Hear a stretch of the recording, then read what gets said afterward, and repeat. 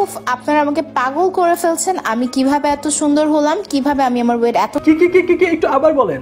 উফ, আমাকে আপনারা পাগল করে ফেলছেন। আমি কিভাবে এত সুন্দর হলাম। মানে ভাই আমার খুব জানতে ইচ্ছে করে ওরা কারা আপনারা বলে আপনি সুন্দর হইছেন। আরে এরা কারা?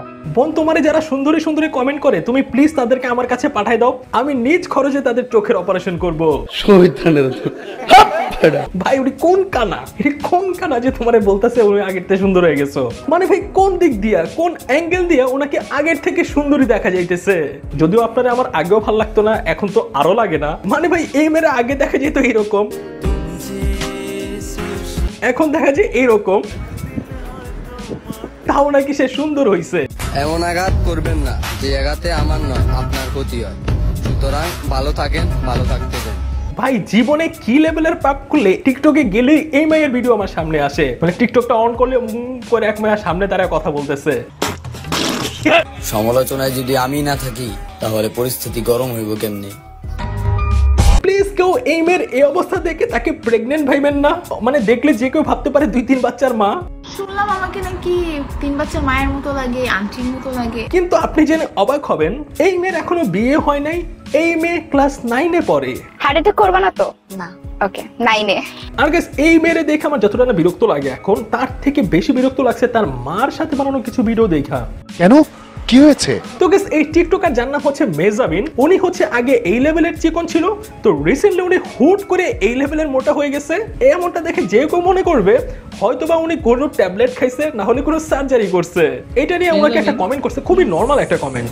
এক বস্তি তোমাকে বলেছে তুমি নাকি সার্জারি করেছো। ওনাকে জাস্ট বলছে আপনি সার্জারি করছেন, এই জন্য তার মা হচ্ছে মেয়েকে বলতেছে যে একটা বস্তি কমেন্ট করছে। ভাই সিরিয়াসলি জাস্ট সার্জারি করছে এইটা বলার কারণে আপনি একজনকে বস্তি বলতেছেন? আর ওয়েট, এটাই না, সেইখানে তারা রিপ্লাইটা কিভাবে দিতেছে সেইটা একটু দেখেন। আচ্ছা, তো বস্তিকে বলতেছি যে আমার বাসার যে বুয়া হচ্ছে রান্না বাড়া করে, ওর স্যালারিটা বলে দাও তো আম্মু। 10,000। সেই ভিডিওতে তারা ওই মেয়েকে রিপ্লাই দেওয়ার জন্য তারা তাদের কাজের মেয়েকে কয় টাকা বেতন দেয়, আর হচ্ছে খাবার দাবার উইদাউট খাবার নাকি খাবার ইনক্লুডিং খাবার ইনক্লুড করে। আচ্ছা, এটা ক্লিয়ার করে দিবা না? তাদের কাজের মেয়েকে কি খাওয়ায় সেইগুলা বলা শুরু করছে তার মামে মিলে।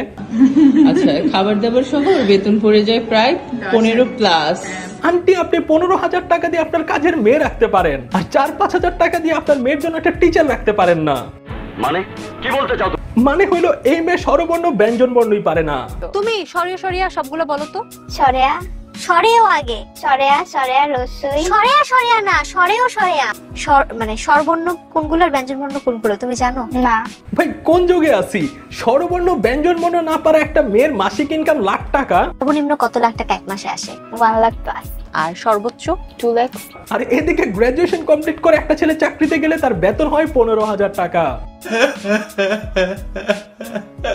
মানে এগুলো দেখলে আসলেও মনে হয় এত বছর পড়াশোনা না করে টিকটকে গিয়ে কোমর ধুলানো ভালো।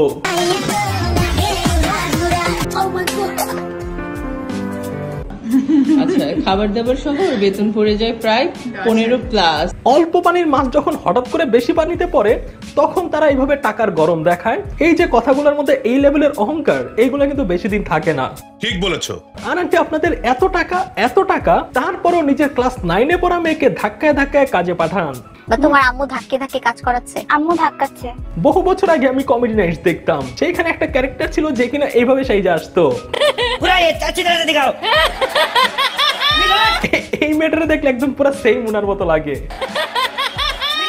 ভাই মানুষকে কোন শয়তানে লারা দিলে এমন অবস্থা থেকে হাইদা এমন অবস্থাতে যায়। আরে বাবা, মেয়েটাতে কাঁচা।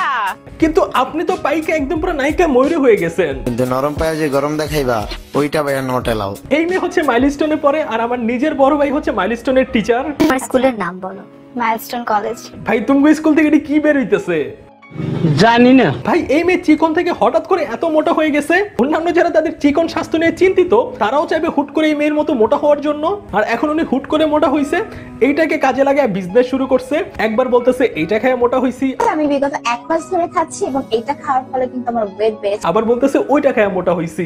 গ্ল্যামার্স বাই সুজানা আপুর পেজ থেকে প্রোডাক্ট নিয়ে মোটা হয়েছি। আপা আগে আপনি নিজে শিওর হন, আপনি কি এইটা খায়া মোটা হইছেন নাকি এইটা খায়া? আমার কথা হচ্ছে মোটা হওয়া খারাপ না, ন্যাচারালি মোটা হন, আমি নিজে নিজে বহুত মোটা, কিন্তু এভাবে রং ওয়েতে মোটা হওয়া, দেন এই মোটা হওয়াটাকে কাজে লাগায়া হচ্ছে এভাবে বিভিন্ন প্রোডাক্ট সেল করা। একবার বলতেছে এটা খায় নাকি সে মোটা হইছে, আরেকবার বলতেছে হার্বাল খায় মোটা হইছে, আমার তো মনে হয় গরুর ট্যাবলেট খায় মোটা হইছে। আরে ভাই এইরকম ওদের একটা ফ্যামিলি বিজনেস চলতেছে।